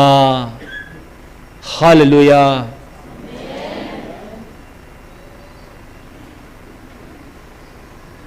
abana thip ne azat atami nang ma hi na thip na zo si education noya thip na ho football sports langa thip na ho to sei la sa thip na ho ai lo le mystery na to ho lo na to ho en hun team restaurant business pio le thip na chun zil zo si mem quality apathi nang ma na pi thip na zo si chu ase na hi vanu mi te sanga i wa hong na sading hi chi na thip nai het na wa pathin het nen pe du pathin tu het na jong hong gil ding hi le sit het na jong hong gil ding hi hallelujah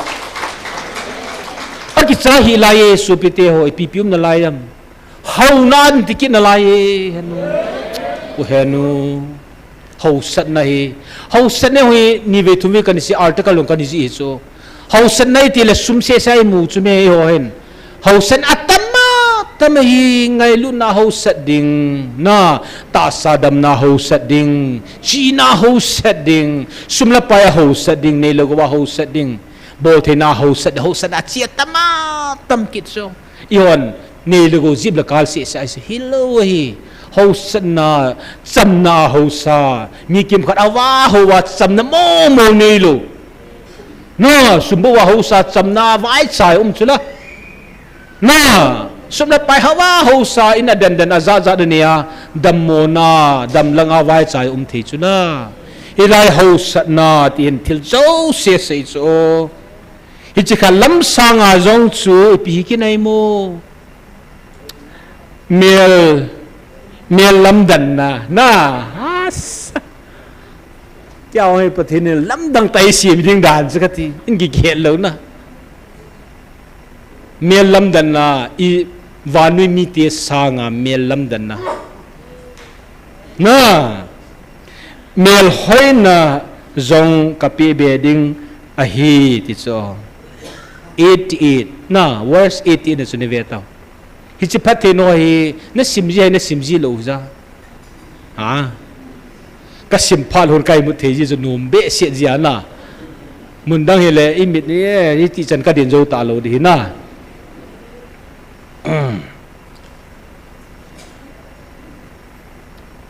hi chi chu pathinin i ho itu sa te dewa gun sai na 91 hin sim kinin ka te o 91 na chun aji chu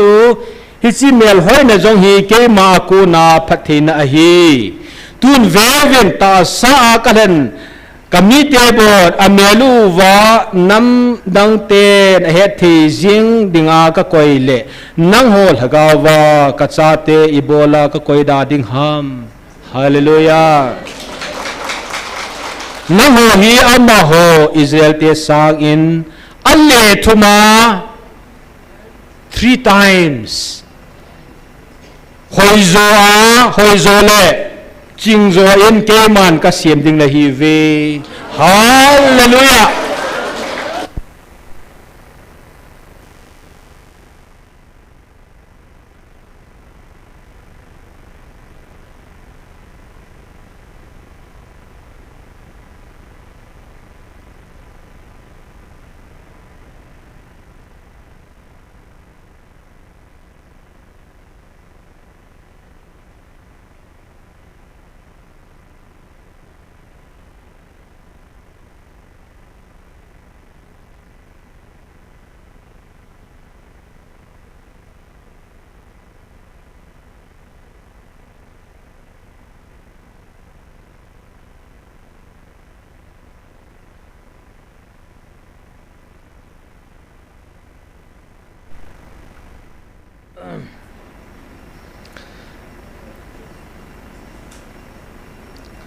Israel te sanga le thuma hoizo le chingzo ake man ka sim ding na hi ve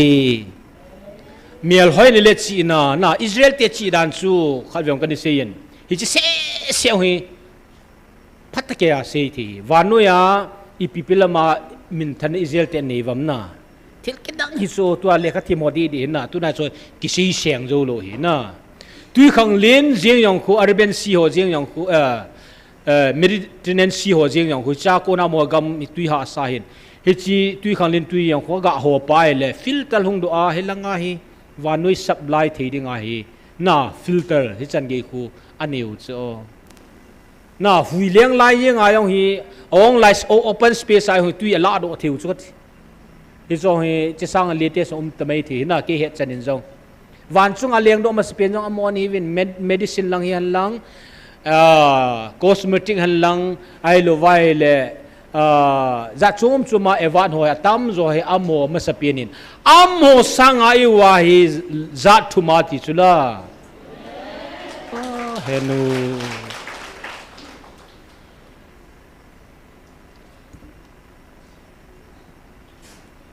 khát in sim kết đi nghe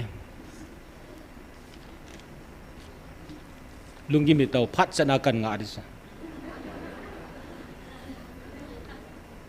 cái đi lại cần pick ta chút tai phát rằng cần vậy này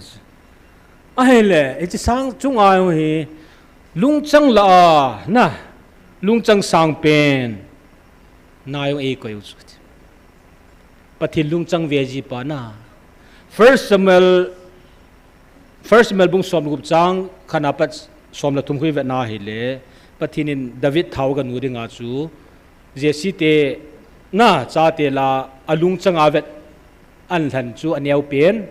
David agat han chu amang mi pi thing nai lo na ai chu lung chang ve pa ti so tu chunga yong hi chi lung chang ve pa ma chu ni pi se yam na le se chunga lung chang wanu ya dinga a hoi pina koi chi I huwa chu na sim do khaw ve verse 114 113 sim ta dingi amma amite angai kho sa nga jong ke man ka hlan kami kanam hi nang ho hi nahin ngai lu zo diu a hi aje chu ke man ka to ding te ke man na ka to ding ting le mihing kaman cha a na ka to ji a hin ke man nam ka hlan ding ting le mi kaman cha a ka hlan ji a hi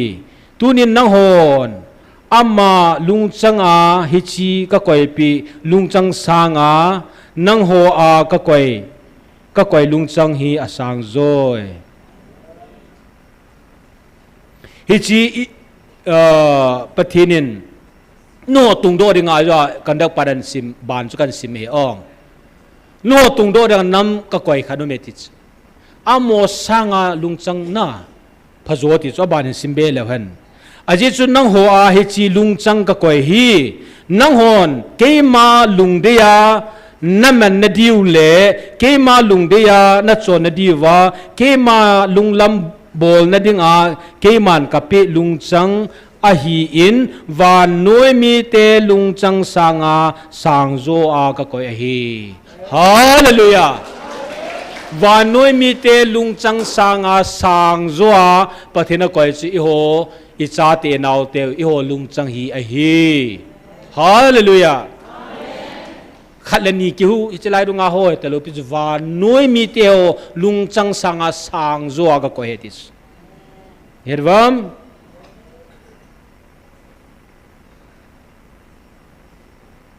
Velvin na pati nau hi Michaelin hom tangi atin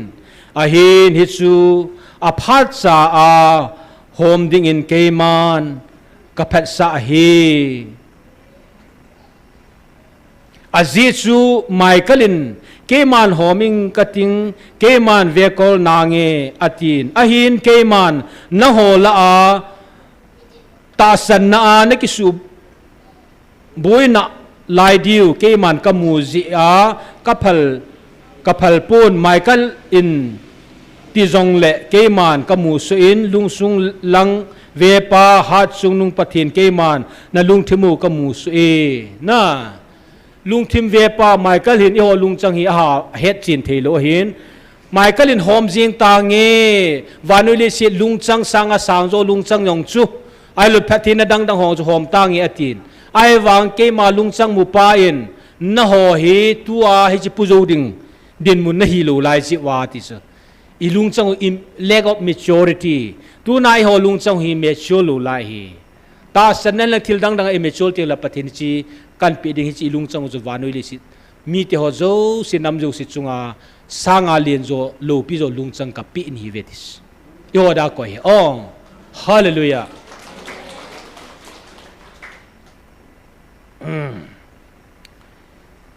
ye chun aban lang hi ti sei se lang le sim sian lo si siang lo hi in a chai na ding a hen thil khan sing den hon jong ani sim ji ji vin lang hi chen pathinin ga na khan ei ni jubin hi chi pai khum khanom he 119 chu ne ve le hon hi cha chu am ho chon a na chon lu chon hi cha chu am ho ne hu sim te dio please chi chi lai pa ha happiness hi cha chu amma ho chona na chon ova amma ho lungput na put kit ova hi le hi chi phat theina chu na ki man sa thei zo a hi a ji chu nang ho nam ot chat thei ding nam ke man ka koi tapon amma hon nam dang te zo sin na hin ot chat zo diwa ke man ka tun na hi ta ji ovin nang ho amma ho chona na chon lo diwa hi hallelujah ti cha ko na he diu khat chu nam dang te chon nai chon wa he le pathin ala mang de he pon ipiti se ya na ki man sa the ti chu i ho pathin mo he lo wa i hon ikiman sa thiu chu i melu hi pathin thin hin khoi man tiu la pathin na melu ka het chin in chon sin hin khon man tiu na melu ka het chin thi pui ti thu phun ma sa sei banga tu na hi pathin hi chilung chang wanuli si na thum be diu na bel na dal be diu no chat be diu lung chang om ta pui ti chu yo asang pe ni phana o chat be diu ta lo i to ding pen tau chu retain sustain na man sa lo ai ki chin tup diu pa chu pathin ai si chu ai ki chin tup theina ding pen tau chu wanui mi te chonin chon hi win ti chu na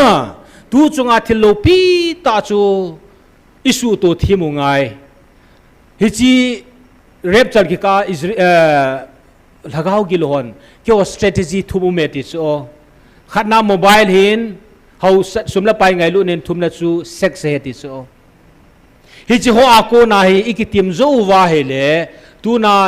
lungchang sang pathin phathina Israel te sanga mel hoi zo na wanu mi te sa mel hoi zo na hi pathin ap sau chu hi choton ikicho palu ngai na tu na hi hu hing ne yong ikiman sa thiu chu su pite ho tu na nam thieng hi wa pathin nam hlan hi wa sex a so ni ki su lu wa hele thila ni ki su thi Yesu patinin abol hai punang lanang ki bol ni na ki man sa thi ti su na chon pol no ho ako na chon nal hai do ai le tu na in se ho tam pi se do lo ho chu patini ho da koi sa chu i cha te nau te christian di ta hing ding a patini de chu tu ai na chon thang huin ho mong nu paka hian lang khang tha ho hi jong le outside of marriage na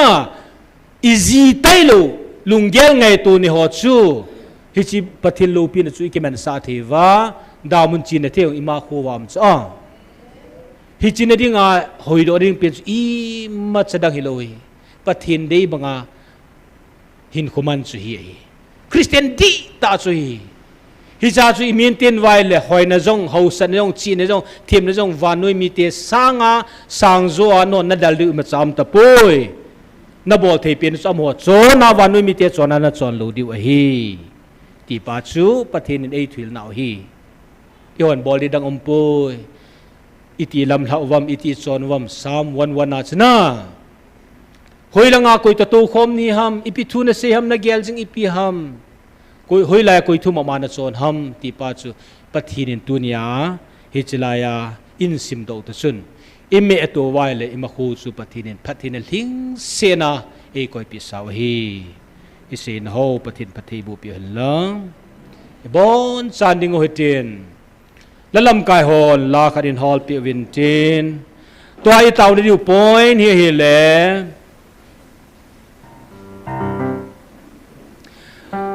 nang le nen sung pathin i thangwa mong ding a hi ki ngai lu na i ki ngai lu de su pi te ho hilanga pathin la cha te ho ku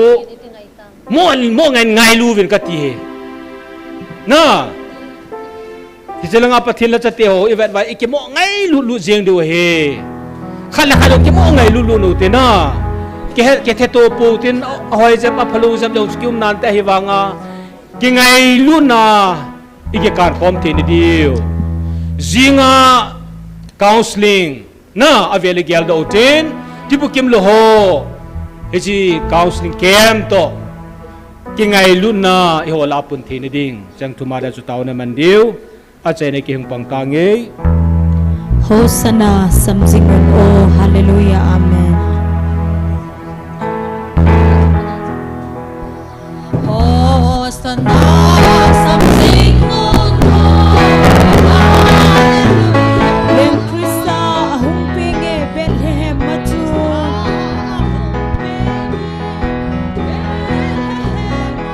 atong so dam lung se thu nam tin dam na ahi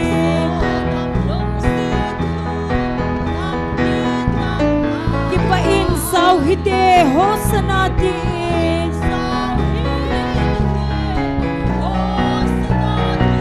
Oh, Bethlehem hang chunga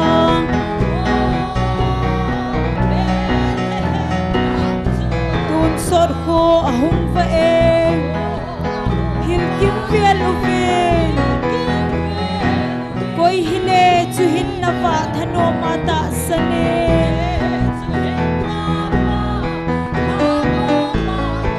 lung hem ka lagim na tho kit na lau de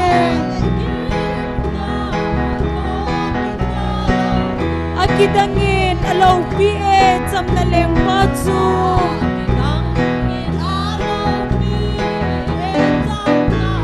ngai lu na alon se lei se chunga he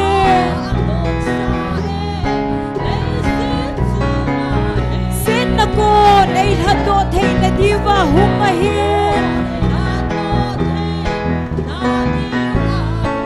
lung sen gam le a hi ipakai se su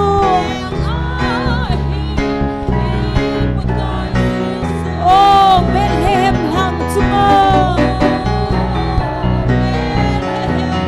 tun sor ko ahung pa e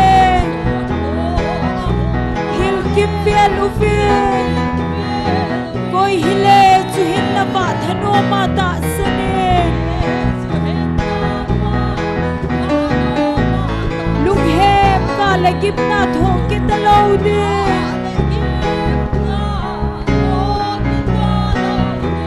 Thude mahung lung ta idam thei na wahi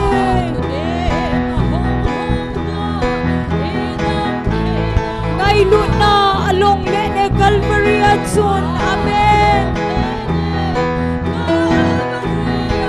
adan se koi ham sai thei nei mi him te la alung se na gam nom chu ei hut ta fin te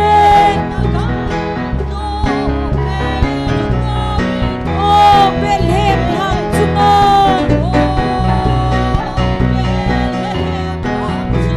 tun sor ko hung fa e hil kip pe lu fe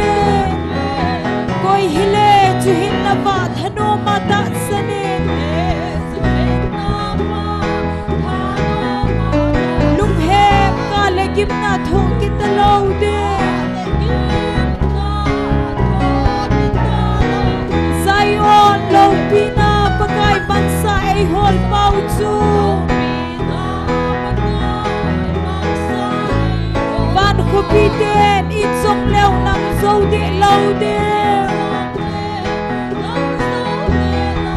Isakaya ka Isakai lel pen hen amen Ai ngai lu nau hi koi man nel thei lo de Oh ben hem tham chunga amen Tun sor ko ahum ve hil kim ve lu ve Koi hile chu hin na va thano mata sane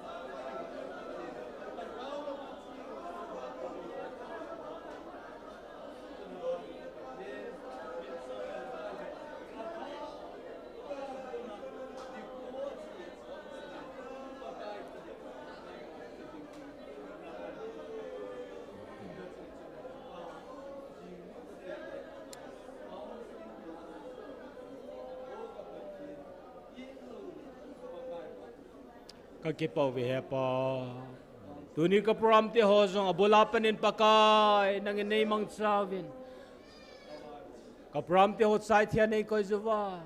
online ahong pang ho hi helang chilai mo na hong pang ho hi zong leveng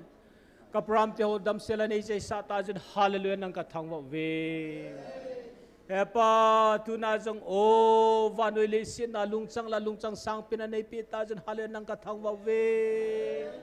Ichilung chang hinang ma va choi na ding le nang ma leng na to na ding le na low pi ball do zamjing na ding alung chang hi jen nang ka thang wa we paka Israel te na pathe na sanga chi na sanga tim na sanga zathum ma sang zo a pakai na pathe na chang te nam ka hita jen hale nang ka thang wa we lim le me la zong chi na zong tim na zong bol thei na azong pakai lungchang azong o na phathi na khana khajing chayong khen luwa vanole si na phathin ho zo se ton so chan gya phathin ho ki ho dang khana khajing chayong i lohela abon chahin pudu opa pathin nang kawa chajuwe nang ka thang wa we hepa thil phasim zo lo nei bol pi ho ji apa kai pi ka pe de hita Hichlai muna nang makawa choi wa nang mako makataw te luk choni pi ka bolta ding hom paka ipirenga nang kawa choi da di hom ipirenga nang anga kipatu silwa kom di hom hepa til phasim zo loi za nei bol pi jen hal nang ka thang wa we ka kipaw we hepa zini khoteng jong le damanen puilut kinwa nang ma thu khoi ju sangal hum zo jamnale kipa na lungmuna kipale nang ma pina kipol pina hichlai muna nei pui khom ki diwa thangwa to thoka pakai na ji shum na ka tawahi amen hallelujah